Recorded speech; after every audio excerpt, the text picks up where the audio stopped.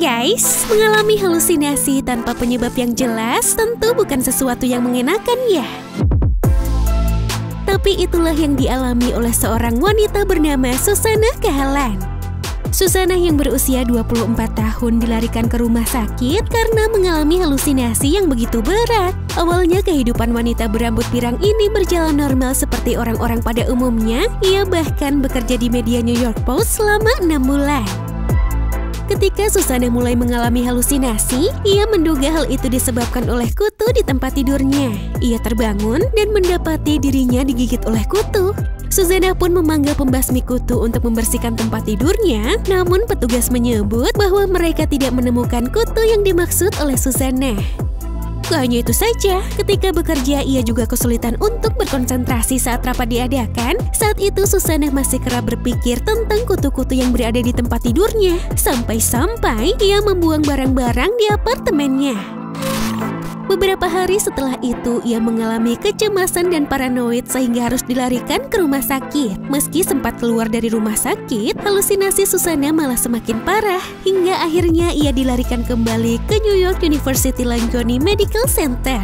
Dokter yang menangani Susannah pun sempat kebingungan dengan apa yang dialami wanita satu ini. Sebab ia menjadi agresif ke semua orang termasuk keluarganya sendiri. Bahkan Susannah sering mengganggu staf rumah sakit yang sedang merawatnya. Kegilaan itu membuat dirinya sampai diikat di atas tempat tidur rumah sakit. Waduh, serem banget ya. Tak heran jika dokter percaya bahwa wanita ini memiliki gangguan psikologis. Tapi seorang dokter ahli syaraf Scholler Najar mencoba mengidentifikasi penyakit Susannah dengan memintanya menggambar sebuah jam. Hasilnya wanita ini menggambar jam dengan seluruh angka 1 hingga 12 yang berbeda di sisi kanan. Dari tes itu, Dr. Najar yakin kalau Susannah mengalami masalah neurologis dan bukan psikologis. Ia menggunakan istilah brain on fire atau otak terbakar untuk menggambarkan penyakit wanita ini. Dalam istilah kedokteran, kondisi wanita ini didiagnosis sebagai penyakit autoimun encephalitis reseptor anti-NMDA.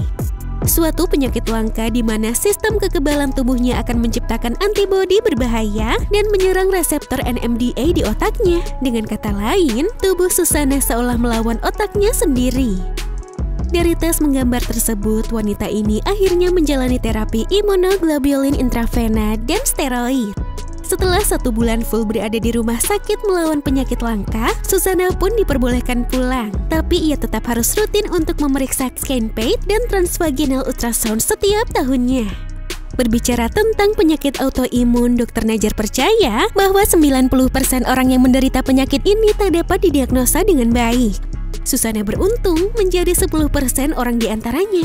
Ia juga berpendapat bahwa penyakit autoimun memiliki lebih dari 100 jenis berbeda dan menyerang sekitar 50 juta orang di Amerika Serikat. 75%-nya terjadi pada wanita.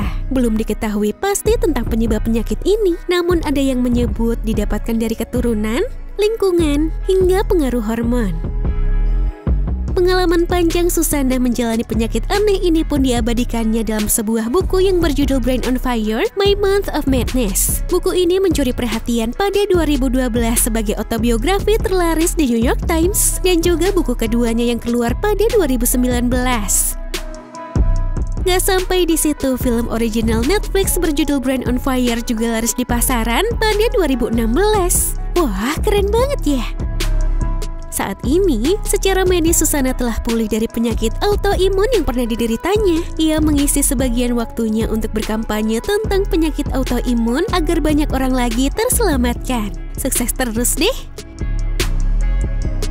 Nih guys, sekian dulu informasi yang dapat TSP bagikan kepada kalian semua. Tetap jaga kesehatan ya. Sampai jumpa and have a nice day!